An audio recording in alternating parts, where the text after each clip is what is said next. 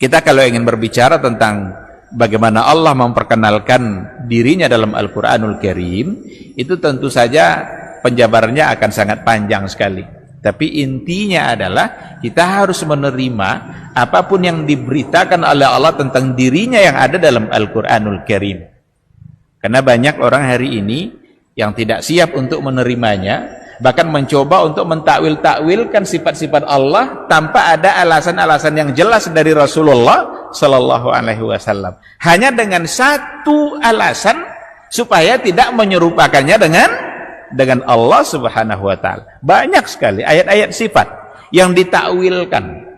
Kita kalau dalam ilmu kalam itu ada bicara tentang aliran-aliran teologi, aliran-aliran dalam akidah. Di mana banyak muncul firqah-firqah yang meyakini berbagai hal dalam persoalan akidah, termasuk diantaranya dalam persoalan sifat-sifat Allah Subhanahu Wa Taala.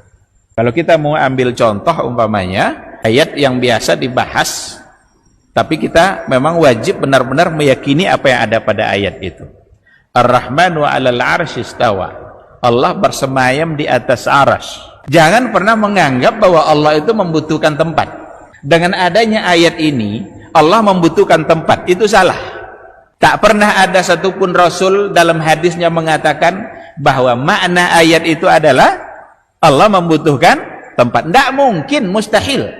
Kenapa demikian? Karena Allah adalah Khalik, dan Khalik tak akan pernah membutuhkan makhluk. Lalu bagaimana maknanya? Pahamilah maknanya sesuai dengan makna yang zahir yang ada pada ayat itu. Ketika dikatakan Allah bersemayam di atas arsy, tidak pernah ada penjelasan Nabi apakah dalam bentuk duduk, bersila, dan lain sebagainya. Karena ada orang yang menafsirkan seperti itu, dan itu salah. Maka kelompok mujassimah, musyabbiha, yang menyerupakan Allah dengan makhluk, ditafsirkannya bahwa Allah itu duduk bersila sebagaimana raja duduk di singgasana. Kita tidak bisa menafsirkan apapun dari ayat Al-Quran kecuali dengan dalil-dalil penafsirannya. Cara penafsiran ayat itu pertama dengan Al-Quran sendiri. Itu cara menafsirkan yang paling tepat, tafsirul ayat bil ayat. Menafsirkan ayat dengan ayat. Yang kedua, menafsirkan ayat dengan hadis. Yang ketiga, menafsirkan ayat dengan aqwalus sahabah. Ketiga ini tidak ada kita temukan rincian makna ayat yang tadi itu.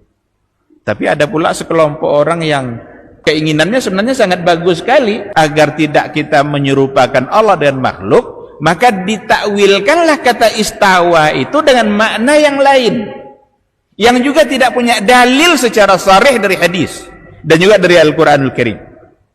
Ditakwilkannya dengan istaula. Oh, itu tidak mungkin diartikan dengan bersemayam. Itu artinya istaula. Istaula itu artinya menguasai.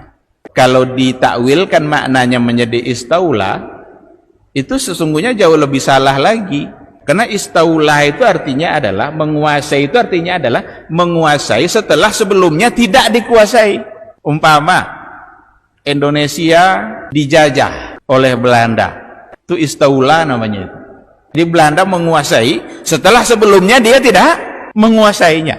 Sekarang pertanyaannya, apakah ada saat di mana Allah tidak menguasai arsy sebelumnya, lalu Allah rebut, kemudian dia berkuasa? Kan salah jadinya maknanya kan? Maka takwil itu tidak boleh kecuali ada dalil. Karena takwil itu artinya adalah sarful kalam an ma'na zahir ila ma'nan akhar bidalil. Memalingkan makna kata dari makna zahirnya, dari makna asalnya kepada makna yang lain, tapi bidalil, dengan adanya dalil. Kalau tidak ada, jangan coba-coba ditakwilkan. Sama dengan menafsirkan hadis Rabbuna yanzilu ila sama'id dunya fi thulutsil lailil akhir. Rabb kita turun ke langit dunia di sepertiga malam. Ada yang menafsirkan, mentakwilkan itu yang turun bukanlah Rabb, tapi adalah rahmat.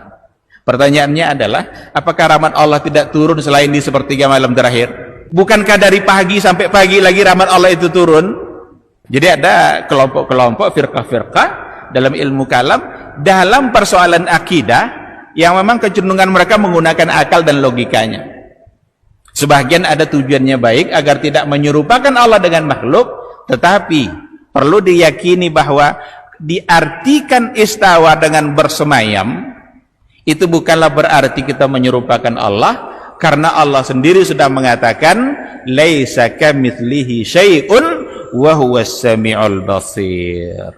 Allah tidak serupa dengan sesuatu apapun, wa huwas samiul basir, dan dia maha mendengar lagi maha melihat.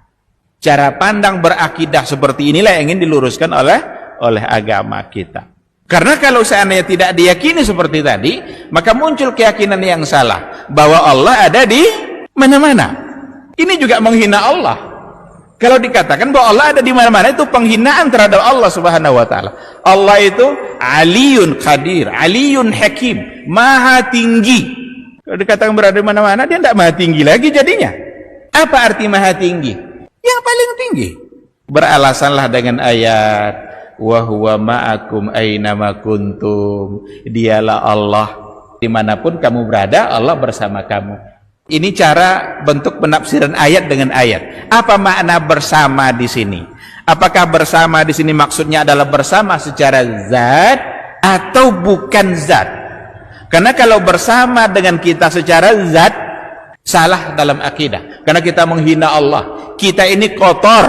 Allah itu suci. Masa yang suci bersama kita? Kalau dianggap bersama itu secara zat, maka bersama di situ bukan zat. Dari mana kita paham? Dari ayat Al-Quranul Karim. Ini namanya tafsirul ayat bil ayat. Apa di antara ayatnya? Ketika Allah Subhanahu wa taala memerintahkan Musa dan Harun, Nabi Musa dan Nabi Harun diperintahkan Allah untuk menemui Fir'aun. Izhaba ila Fir'auna innahu tagha. Pergilah kalian berdua menemui Fir'aun, berdakwahlah, karena Fir'aun itu sudah melampaui batas, sudah menjadi taghut dia. Lalu di bawahnya ada apa kata Allah? Inni ma'akuma, sesungguhnya saya bersama kamu berdua, asma'u wa ara, saya dengar dan saya lihat. Maka yang bersama kita itu sesungguhnya bukan zat Allah, tapi pendengaran dan penglihatan Allah Subhanahu wa ta'ala. Sehingga dimanapun kita berada, tak mungkin tertutupi dari pandangan Allah. Apapun yang kita ucapkan, berbisik-bisik pun tidak mungkin tersembunyi dari pendengarannya Allah. Maka kata inni ma'akuma asma'u wa ara, saya bersama kamu berdua. Bukankah bersama kamu kata Allah? Sama dengan tadi bahwa ma'akum aynama kuntum, dialah Allah yang bersama kamu dimanapun kamu berada. Bersama di situ sifat, bukan zat. Bersama di sini ilmunya Allah, pendengarannya Allah, penglihatannya Allah. Allah tahu dimanapun kita berada. Itu yang bersama kita. Genggam satu pasir, tahu tidak kita berapa jumlah pasir di tangan kita? Tidak tahu. Allah tahu tidak? Tahu. Siapa yang lebih dekat dengan pasir ini, kita apa Allah? Jadi ketika dikatakan aqrabu ilaihi min hablil warid, Allah lebih dekat kepada hamba itu bahkan lebih dekat dari urat